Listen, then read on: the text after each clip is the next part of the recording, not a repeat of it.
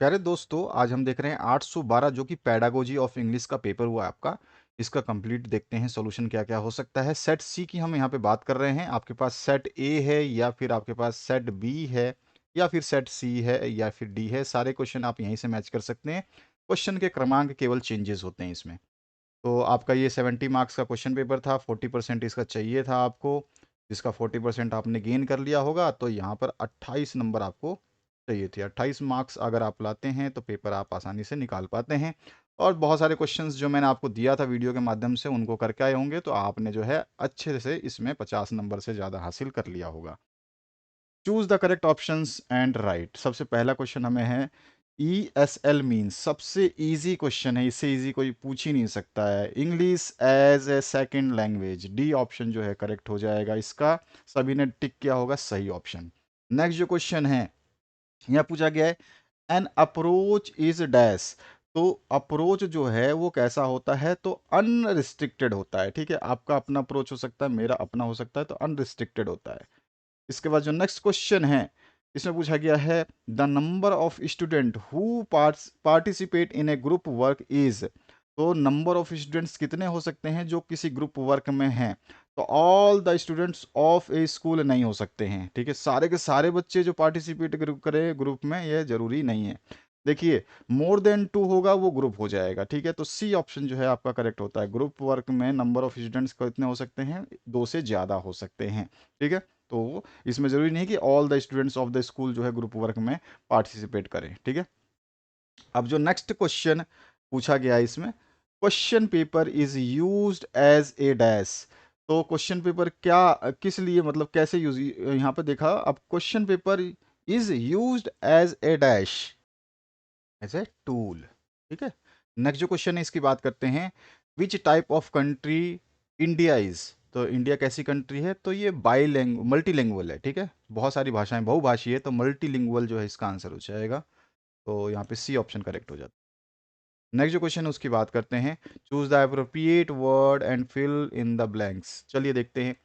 A lesson plan is prepare to teach a particular topic. ठीक है, एक particular topic को जो है हम पढ़ाने के लिए लेसन प्लान बनाते हैं। ठीक है, लेसन प्लान की बात कर रहा है। Dash is a testing tool. तो rating scale is a testing tool. ठीक है, इसमें हम रेटिंग स्केल में जो है क्या करते हैं, टेस्ट कर लेते हैं।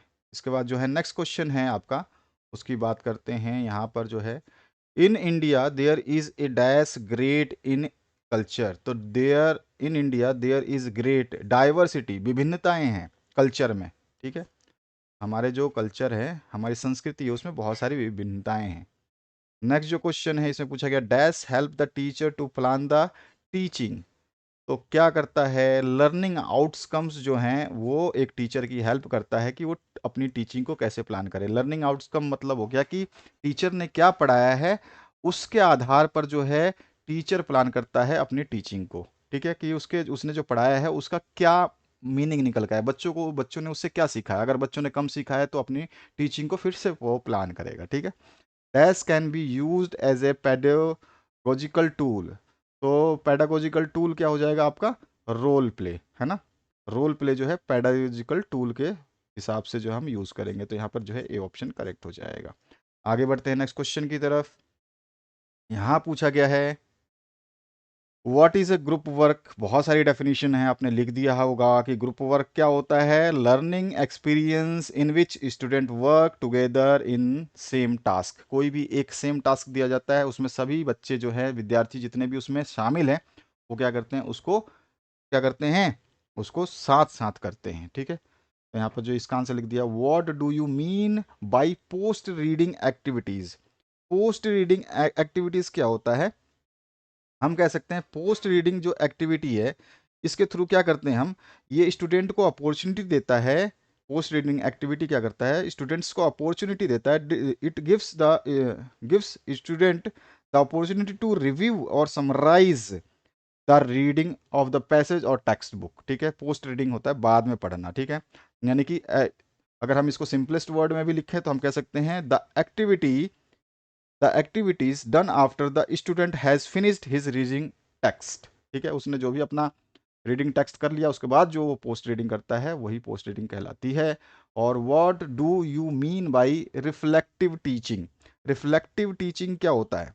तो देखो, रिफ्लेक्टिव टीचिंग को अगर हम करें तो रिफ्लेक्टिंग टीचिंग ये कहता है कि जितने भी स्टूडेंट्स हैं, ठीक है, उनको आप जो है आप उसका फीडबैक लेते हैं और स्टूडेंट्स की क्या क्या समस्याएं हैं वो समझते हैं। यही रिफ्लेक्टिव टीचिंग का जो है एक आदर्श माना जाता है, ठीक है।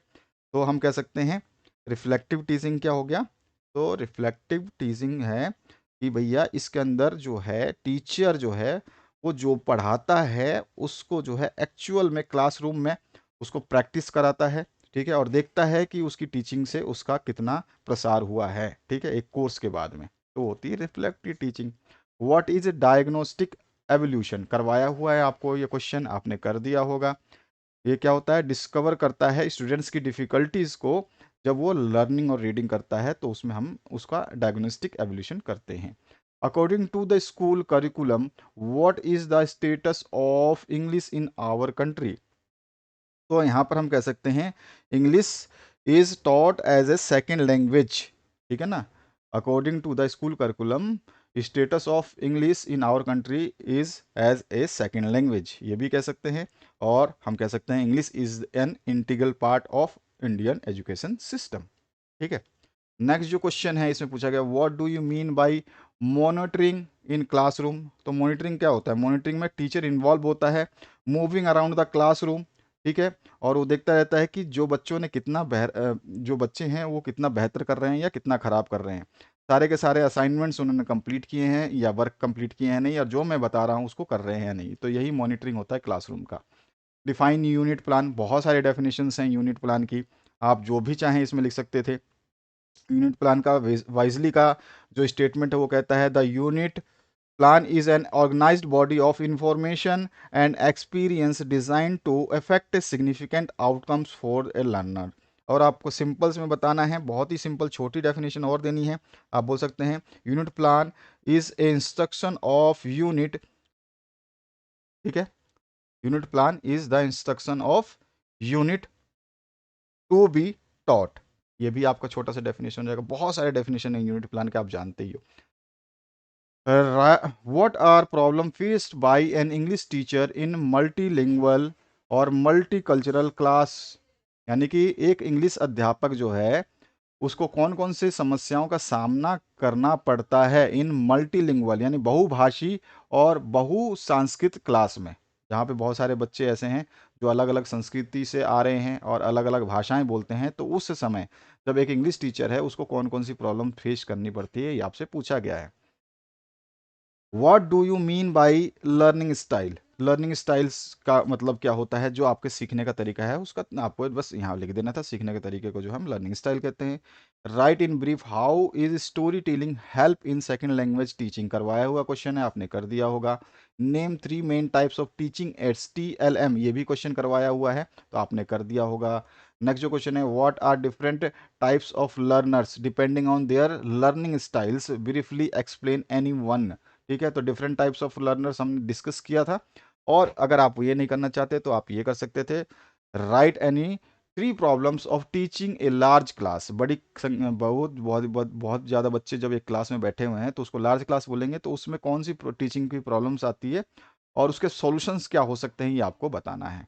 तो ये भी आप अपने हिसाब से कर सकते थे। What are flash card question करवाया हुआ है, ठीक है। नेक्स्ट जो क्वेश्चन है और ऑप्शन में, how an invitation card can be use to teach and practise English? एक इनविटेशन कार्ड जो आपके घरों पे आता है वो कैसे हेल्प कर सकता है या आप उसको कैसे यूज कर सकते हैं टीच के लिए और प्रैक्टिस के लिए? इंग्लिश की प्रैक्टिस करवानी है या टीचिंग करवानी है तो उसको कैसे यूज कर सकते हैं? तो उसमें बहुत ही कम शब्दों में, देखो इनविटेशन कार्ड में ना बहुत ही कम शब्दों में क्या लिखा रहता है, सारा का सारा पूरा मैसेज कि आपको कहाँ आना है, कितने बजे आना है, इनविटेशन किस मैटर पे है, बहुत ही कम शब्दों में देखते हो आप, मोटे मोटे बड़े बड़े सुंदर सुंदर अक्षरों में, स्टाइलिश अक्षरों में जो है इनविटेशन कार्ड पे छपे होते हैं।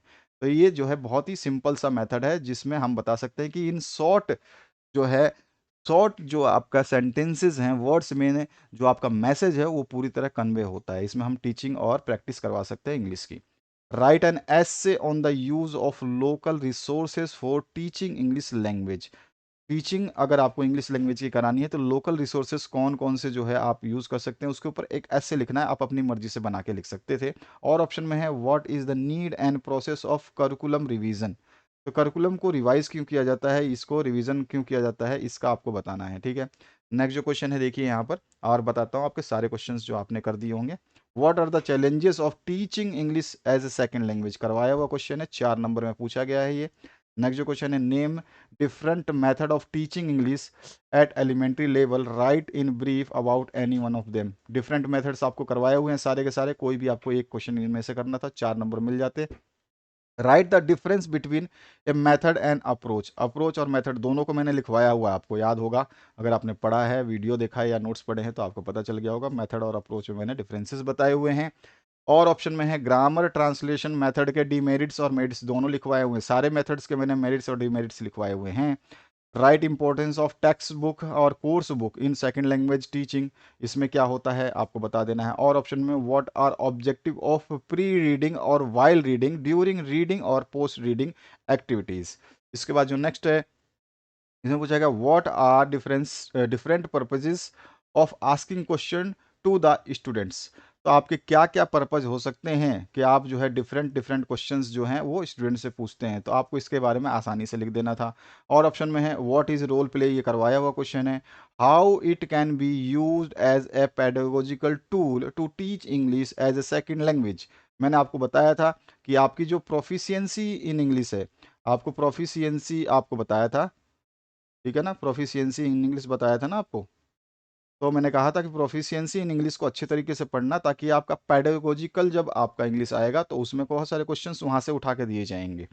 तो आपने अगर उस क्वेश्चन पेपर को ढंग से पढ़ा था और इस क्वेश्चन पेपर को भी ढंग से पढ़ा था जो मैंने आपको दिए हैं वीडियोस, तो उनके माध्यम से आपने सारे क्वेश्चंस आराम से कर दिए होंगे।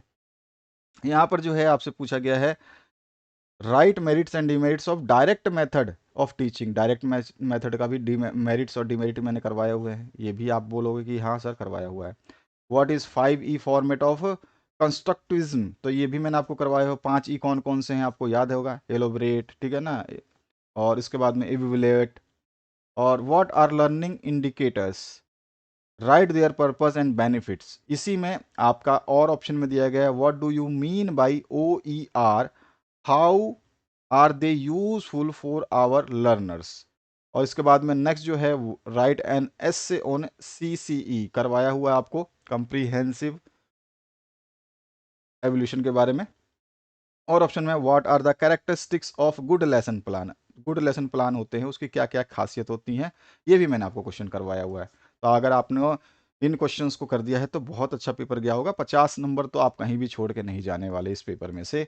जो बच्चे नॉर्मल से नॉर्मल करके आए हैं, जो बच्चे थोड़ा अच्छा करके आए हैं वो 60 के आसपास भी जा सकते हैं और 65 से 70 के आसपास भी जा सकते हैं, 65 भी मानता हूँ कि बच्चे आसानी से ला सकते हैं इस पेपर में। इतना पेपर हार्ड नहीं था और जो क्वेश्चंस कराए थे उसमें से मोस्ट प्रोबेबली 50 नंबर से ऊपर के क्वेश्चंस आए हुए हैं।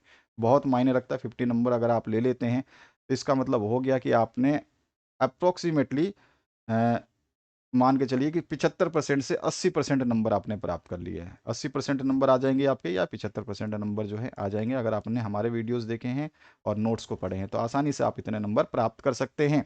ठीक है, जनरल स्टूडेंट्स की बात कर रहा हूँ, और जो इंटेलिजेंट बच्चे हैं वो तो इनसे ऊपर चले जाएंगे, 90 के आसपास वो स्कोर कर चुके होंगे। तो आशा करता हूँ जो जो वीडियोस हमने दिए हैं आप उनको बढ़िया तरीके से पढ़ रहे हैं, अपनी तैयारी विशेष रूप से कर रहे हैं और जो जो इंस्ट्रक्शंस बताए जाते हैं उनको फॉलो कर रहे हैं। Thank you very much, have a good day.